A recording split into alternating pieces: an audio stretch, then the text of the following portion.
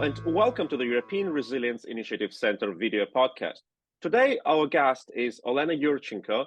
She is an analytic on OSINT at the Economic Security Council of Ukraine, and she has performed a stunning research on how the Western companies, and in particular the German companies, participated and still are participating in delivering tools to Russia, which allegedly help Russia to produce more missiles, more weapons. Welcome, Olena. Thank you for the invitation, Sergey. Please tell us more about your recent research. The results have been stunning. I have seen them already published in some German media, and it is about the delivery of sophisticated tools of production to Russian military sector. Am I right? Precisely. Mainly they are called the CNC machine tools, computer numerically controlled tools, which are essentially robotic computerized machines involved in different spheres of production. But in the Russian Federation, as expected, they are mainly used in the military production. It is true that we conducted a thorough research at the Economic Security Council of Ukraine, which is concentrated around several companies most significant on the Russian market in terms of participation, and also a general research about the importance of CNCs in Russian military production, the specifics of the market as it is, and the potential consequences of certain legislative and public initiatives aimed at these CNCs to be implemented. But please explain me, as I'm not as deep by far into details as you are, what it is about. Like, what do these machines produce? Where are they being used? How Russia does use them? And is it forbidden to sell them to Russia? Well, that's a whole bunch of complex questions. Computer numerical control machines are essentially means of production. Therefore, we would say they are essential in any manufacturing process. Of course, they are not, military per se by the designation, so to speak. They are used widely: medical industry, automotive industry, space industry, whatever, because they are mainly dealing with metal processing. Metal and other specific substances, but metal is the most evident part of it. Just to understand the scale, like, we're talking about what size of the machines and what price of the machines? It's a machine which can be like 3 or 4 meters high, and maybe 2 or 3 meters wide, so to speak. It's big. It's always like more than 1,000 kilograms in weight, and it's a very complex machinery. It's not something you can deliberately omit when you are going for customs or something. Of course, there are spare parts which are much more easier to smuggle, but still, this is something we can clearly control for, unlike the microelectronics. So, with microelectronics, you can put them in backpack, jump on the Moscow-Armenia flight, and, no one blinks an eye. With CNC machine tools, the situation is entirely different because you can easily track them. And, it raises questions about why it is not being done properly. So back to your questions, Russians mainly use them for military industry. According to our estimations, around 80% of all CNCs present in the Russian market are used by the military and industrial complex.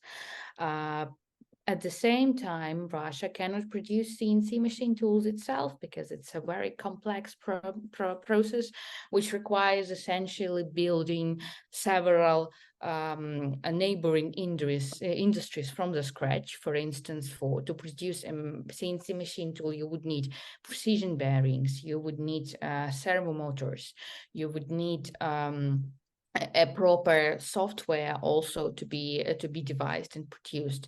Essentially, this is the industry you have invest into around several $1 trillion, and it's completely impossible to build from the scratch in a short time span. Therefore, back in the 90s, Russians made a rational decision, although maybe not the most strategic one, just to import all these instruments instead of really investing into devising something on themselves. And now it starts to backfire on them. this decision and this critical dependency. So now they are struggling with the situation where they, even in 2022, even after the 2015 sanctions and, you know, the first outcries about import substitution or something, they still imported 70% of the internal demand. 70%, you know. May I ask you? May I ask you on this, place? You have described that these devices are not which you can accidentally purchase or accidentally sell.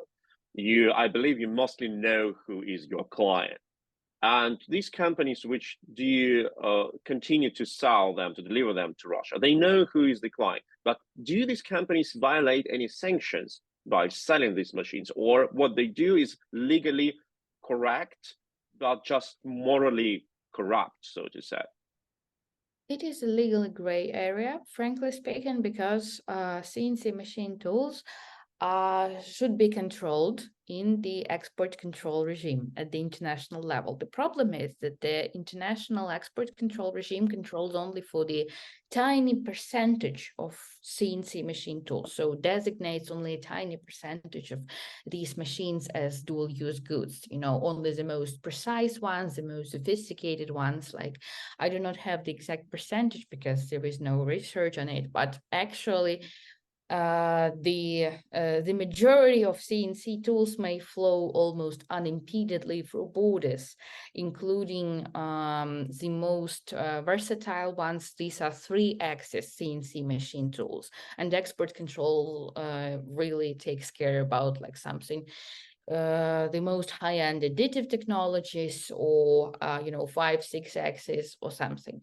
While actually you can use even the most primitive, you know, relatively primitive, like the most simplest model of 3-axis machine, CNC machine tool to still produce missiles, microelectronics, means radio electronic warfare, parts of submarines, parts of aircraft, parts of armored vehicles. All that can be used. You know, all these parts still can be produced even on the simplest CNC machine, which are not controlled by export control regime. Sorry for repeating myself a bit. So actually, we cannot blame the companies directly, because this is a legally gray area. Of course, strictly speaking, they should be controlling for the end users, and the internal compliance should be as strict as possible. However, in practice, as in many other spheres, the companies are applying an laissez-faire approach, as they call it, which means if the client is not in the sanctions list, it is not restricted to export anything to them. Therefore, you are not sanctioned. Okay, we can go. While in fact, this same client can be just a distributor or a front company established by the network of procurement for the Russian military. And when it ends up in Russia, it can be then resold to the military complex, you know, to the enterprise directly, or to the company dealing with procuring all the components and means of production for military complex. And the company usually stop the buck, so to speak. The buck stops with them the moment when the CNC tool crosses the Russian border and ends up in someone's Russian hands. And mainly it's a distributor. No one really checks where it goes, you know, after that.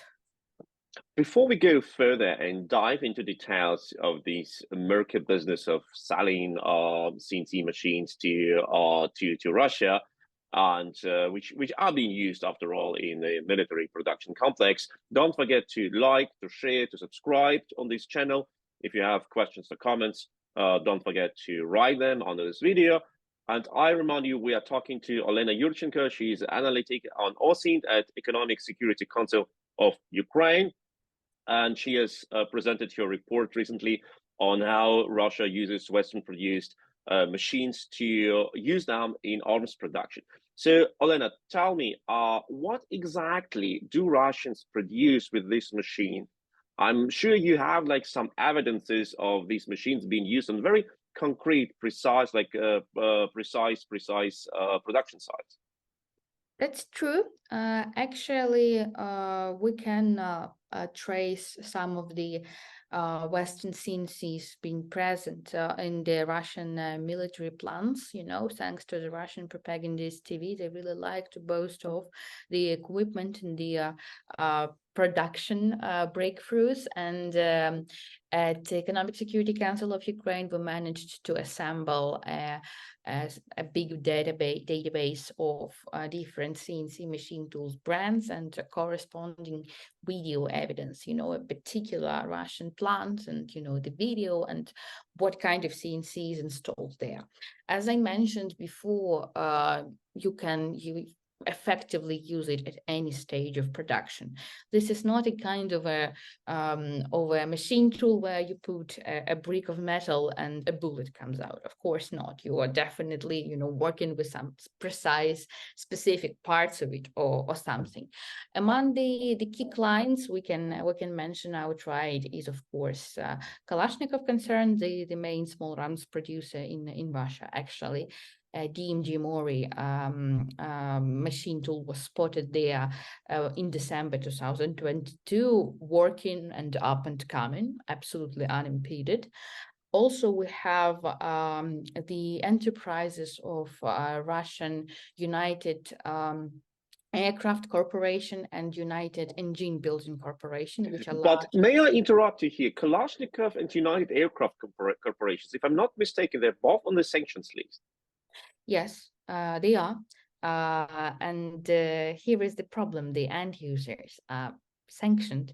But as I mentioned before, if you have several intermediary companies in the chain of supply, you know, it makes harder to prove actually that the producer, the company, CNC producer, was aware that, you know, the tool may end up in the wrong hands because, you know, the end certificates, you know, the client showed them clearly indicated it's not going anywhere else. It's just for us. But once it's in the company's hands, I mean, in the Russian company's hands, it, you know, it's free. It's free to use it as it pleases. Same is true with so-called secondary market. For instance, you know, these machines, Western ones, I mean, they are quite persistent, and you know, if cared and maintained correctly, they can serve for many years. And yet again, the producer kind of stops the bug the moment the machine, you know, was affected via the first purchase. But when it comes to post-transaction due diligence, or when it comes to, you know, secondary purchase, no one really controls for that. And moreover, I would like to underline here that in terms of describing these foreign companies' activities in the Russian market, it's always very difficult because this is their main excuse, like we were not aware, or, you know, as a company which purchased this, it was not military complex. And therefore, they really benefit from the fact that there are several front companies or, you know, civilian companies in the chain of supply. It helps them to evade any allegations of cooperation. You know, the most common response I received from internal communications from these companies like DMG Mori on NHS or Haas Automation, it was like, maybe, you know, we are not aware how this ended up in Kalashnikov concern, maybe why a secondary market or something, but we have no hand in this. That's the most common response. But is there any not legal but technical means by the companies to control where their machines land? I don't know, like GPS model or via internet connection. Is it possible to know what these machines are producing? Well, that's a complex question because we received mixed reports from different technical experts regarding this remote control from the producer over the CNC machine tool. Broadly speaking, of course, This is a dual-use good. Back in the 80s, there was a great scandal, if I'm not mistaken, it's called Toshiba Kronberg, where the CNC machine tools, one of the first ones, were imported by the Soviet Union, and the Japanese manufacturer Toshiba was involved via the Swedish, if I'm not mistaken, might be incorrect, company, which was a front company effectively to proceed with the scheme. And therefore, ever since CNC machine tools are controlled for specifically by Japan, because it's one of the largest producers in the world. And the national legislation on the matter requires the producers to install some kind of a tracking equipment, so they know where the CNC tool is situated. But no one talks about that, openly, because in a way it violates the ownership of the client over the CNC tool. So, if you are so much controlled by the producer, seems like your ownership is not complete, also affected by the transaction. This is talking about the specific GPS trackers. Yet again, that's a mixed record. On the other hand, these CNC machine tools as a working tool, they are very, very, very strongly dependent upon producer, because you need regular software updates. Software is actually the gist of any CNC tool. Of course, the machine can work without it, but for instance, consider you skip several updates of iPhone iOS system. With CNC tool is practically the same. There are, for instance, some security updates which are mandatory, not just something you can easily get away with. Or, for instance, consider that you regularly need to insert the lock codes, the unlock codes into the machine. For instance, when the machine worked for approximately 1,000 hours, it automatically shuts down and requires you to enter the license code. And to get this license code, you need to call the producer and ask, hey guy, we bought you something, like, could you please tell us the code we should insert? And only that the machine will be working again. The same goes with, for instance, relocating the machine even within one premise. If you try to relocate a machine, I do not know, within one production site, or if you try to apply a brute force to it, I do not know, slam it even undeliberately, it again shuts down. And why it shuts down? Because it's automatically designed to shut down whenever there is a threat to the production capacity in terms of precision, and this mechanical thing, it can affect its precision. Yet again, you will require technical maintenance from the company. You also require the certified spare parts to be bought from the company. For instance, a CNC tool can work for several years if properly maintained, as I told you. But depending on the intensity of your work, you need to change the spare parts regularly, not only drills or something which is really easily disposable, but for instance, spindles, the critical part, which actually turns the machine as it is, it is to be replaced very frequently, at least twice a year, if I'm not mistaken.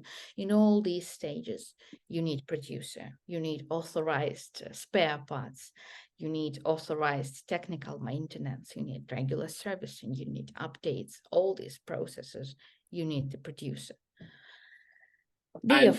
And while this is being done, obviously, we can assume that the producer of these machines, they at least have some assumptions where these machines are working now.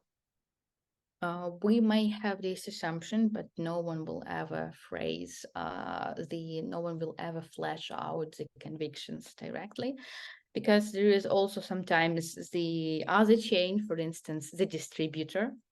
when a Russian company, of course, it needs these authorized spare parts, etc. But a military plant may call the distributor it bought the machine from, and technically, CNC producer is dealing with the distributor, and I actually, can remember. I can remember that early these full-scale invasion, one of I think Petersburg-based distributing companies had even an official announcement on their web page, on the front page, that don't be afraid.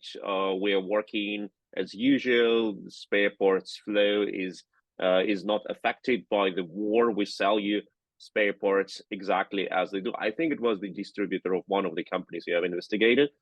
yes, But it how was does it look like? it was the Abamet company, which is a distributor of American CNC producer Havas automation.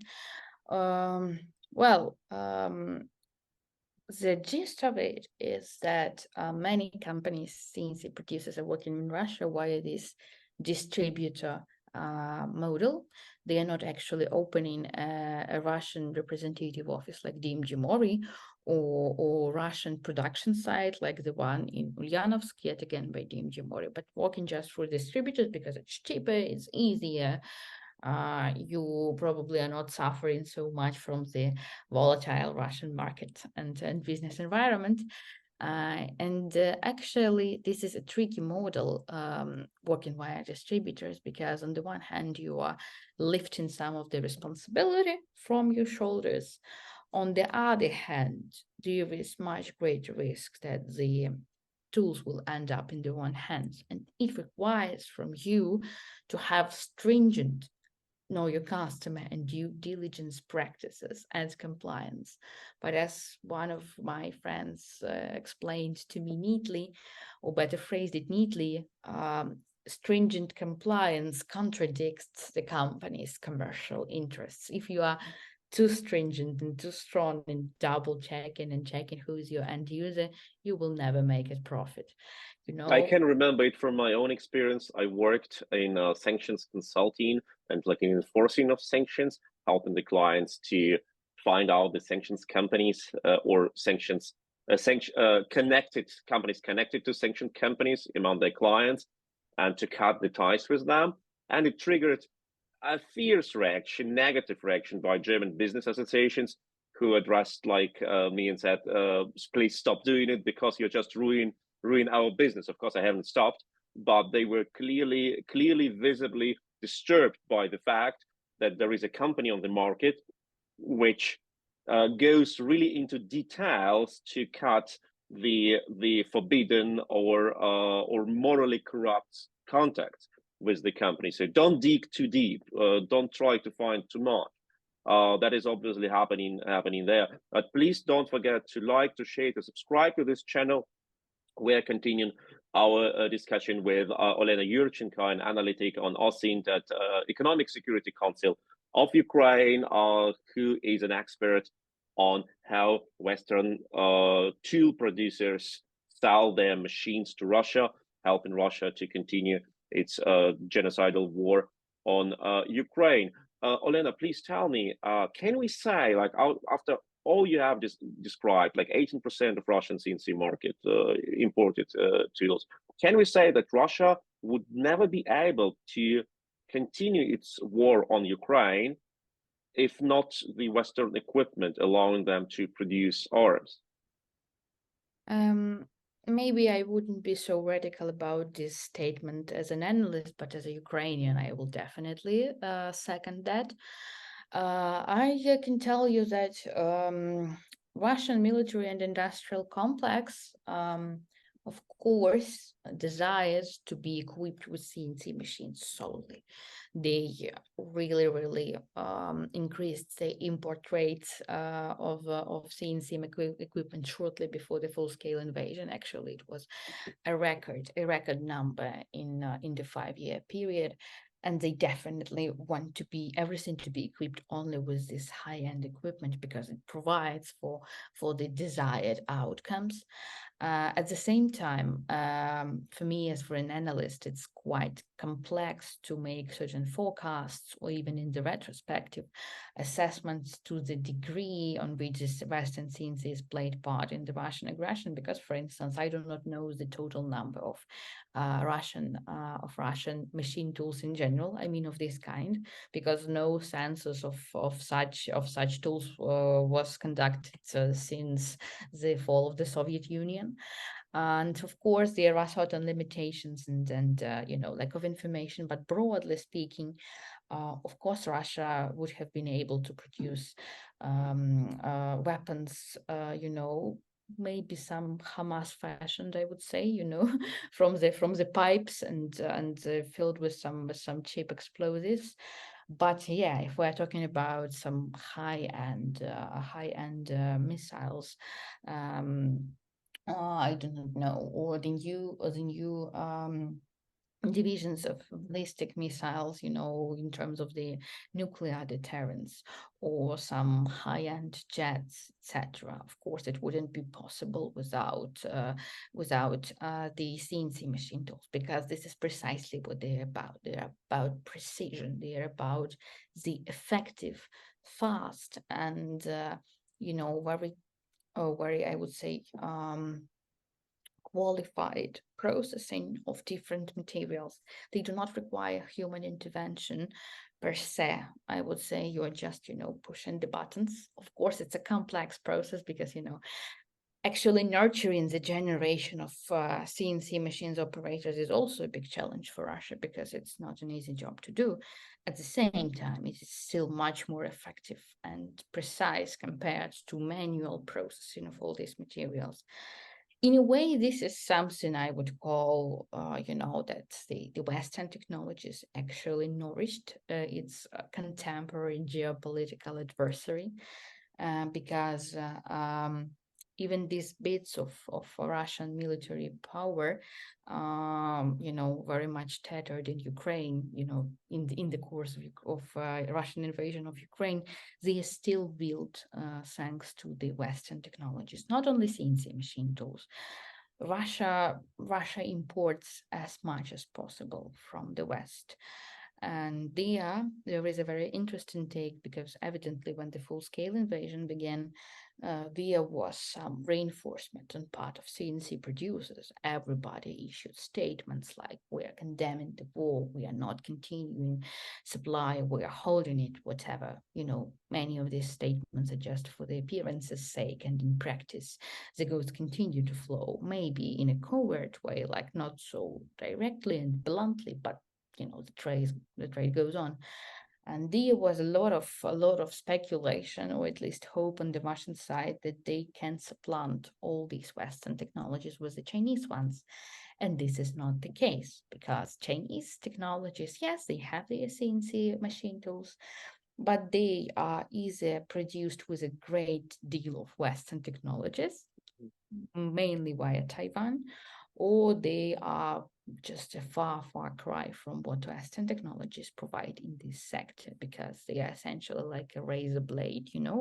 Every time you use it, it gets dull, and this is practically a one-time machine. Sometimes, I mean CNC, because it wears off very fast. There is complexity in getting any kind of technical support.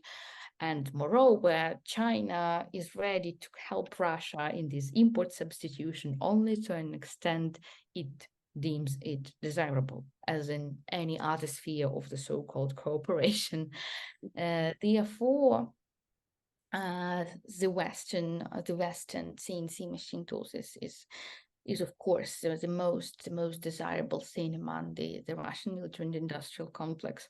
Just a quick fact to illustrate this: back in 2011, when Russia really started to invest in the sector, I would say, after the change of the Minister of Defense, the Russian Ministry of Defense issued an order requiring all the enterprises of military and industrial complex to buy Russian CNCs, and only if there is no alternative, buy the Western CNCs. And guess what? Russian military complex didn't like this idea very much. As a result, there were several propagandist video clips on TV showing the breakthroughs of Russian CNC production, and actually this is a complete nonsense, a malarkey, I would say, because these are just sometimes Chinese tools with Russian labels on them. And Russian military complex, they would prefer the technologies from the ill-fated capitalist, denigrated, absolutely, just devilish West over the Russian national Orthodox, produced according to all Christian principles, CNC tools, simply because they do not work. They do not work. They do not do the job. That is what we know also from Belarus. We remember as Alexander Lukashenko ordered to start the production of Belarus-produced TV sets and like plasma screens, and after all, it was found out that they just like replace Korean or Chinese or other label with the Belarusian one, and that was the part of Belarusian assembly line. But coming back to the CNC machines, is there any legal chance to stop or to change this situation for the best? Like, can the Western, like, can the EU, can the US oblige their producers to know every single moment where is the tool and control it and really enforce the maybe like a shutdown of this tool? I was told that it is technically impossible, but can such system be developed to know every time where is your machine, what can you do with that, and if you cannot stop it, at least stop supplying parts to this machine and maybe cut ties to that distributor? Before I'm answering your question in detail, let's consider an example. Consider, for instance, that one company, DMG Mori, for instance, starts to openly track the CNC machine tools where they are situated, and warns its customers that if the machine ends up in one hands, it's shut down. Actually, in May 2023, DMG Mori said just that they will be controlling that. This is the lessons they have driven from the Russian full-scale invasion, but mainly it's aimed at China. This is a non-market benefit created for the other producers. So one company cannot just say like we are controlling, because the rest won't. The rest would even advertise like we are not controlling. You want to produce a nuclear missile, go for it. We will supply you endless of them. You can just pay us. So this has to be a universal collective action taken by several key CNC machine tools producers, not only by companies, but mainly by jurisdiction. Here we're talking about Japan, Germany, Switzerland, South Korea, Taiwan, and in European countries, sometimes one can state not only Germany and Switzerland, but some might want to mention also France and Italy, but to a lesser extent, and of course United States. At least these jurisdictions should agree on that the companies registered there as national producers should control for that, because these are the main players in the global market as well. And there should be a change of attitude at different levels. First, as I mentioned before, we need to expand the export control norms to include the majority of CNC machine tools, because now they are excluded from the process. Secondly, the companies need to change their attitude and stop viewing business with Russia or any other rug state and undisputed jurisdiction as something which is for profit solely. Because now, as I told you, this is laissez-faire approach. You are not in sanctioned list, go for it. Like, we can sell you whatever you want. We don't care what you use it for. And there instead should be implemented a risk-based approach where you assess the risk and the possibility that the tool may end up in wrong hands. Same goes when it comes to due diligence and know your customer practices. They should be as stringent as possible. And, the US and the European Union compiled an extensive list of red flags companies, compliance officers can use to actually assess the risk that this company is dubious, like absence of any transaction record, or I do not know, dubious jurisdiction, like suddenly Kyrgyzstan is imported CNC machine tool, like what a miracle. And we have seen that the German, for example, exports to Kyrgyzstan and to Kazakhstan, they have just exploded by 10, 15 times within the last year. And one asks, like, where do all these goods come to?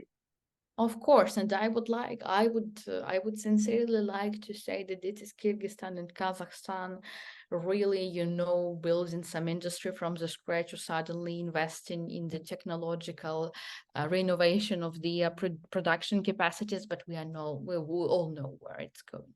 So the companies should not hide behind this idea that we not control where this ends up. They should take all the required steps and all the means available to check and double check where it ends up, because actually on the receiving end there will be a contradiction when a Western company supplies means of production to Russia, which then bombs Ukraine, and Western governments should spend their taxpayers' money to give weapons and humanitarian aid to Ukraine. That's a bit self-contradictory. Why don't we tackle the root cause of the problem, not the outcome, the weapons as they are, but the means of production used to make them?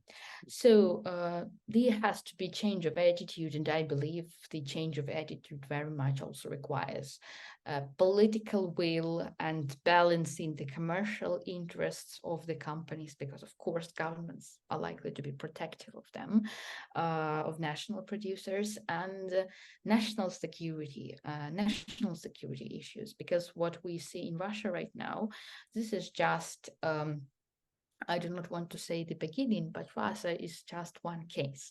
We have many other rock states in the world who are also benefiting from the current trade system, and precisely this politics of technology and trade as one of means of establishing some kind of a good relations, and actually using it to import critical goods, therefore exploited to the military ends and means to disrupt the existing global order. Therefore, it's just very exemplar in Russia. But when we talk about Iran, when we talk about the whole Middle Eastern context, when we talk about China at the least, with all these de-risking or decoupling strategy, this shall also be part of it, because effectively this is how you nurture your own enemy. You're actually providing him with the means to topple you down. So as I mentioned, export control regime change, and this shall be thorough, because CNC tool is just one sphere, but we have also the same situation in microelectronics. As I told, it's much more difficult to control, but still the export control cover only tiny bit of these semiconductors, which are super resistant to some temperatures, for instance, or are very, very capable of processing bits of information. But actually, if to produce a Zala aerodrone like Orlan or Lancet, you do not need such a high precision microchip. You can buy it on AliExpress and go for it. There are many other spheres where the situation is very similar, but with CNC machine tools, it is the most vivid one, because microchip, this is a component. You can have all components, but if you do not have the means of production, there will be no production, so to speak. And CNC is precisely the bedrock of this manufacturing process. Wow, thank you so much. It was Olena Yurchenko, an analyst on OSINT at Economic Security Council of Ukraine. Thank you so much, Olena, for this conversation, for your time. Don't forget to like, to share, to subscribe, wait for the new interviews. Thank you so much, Olena. Thank you very much. My pleasure.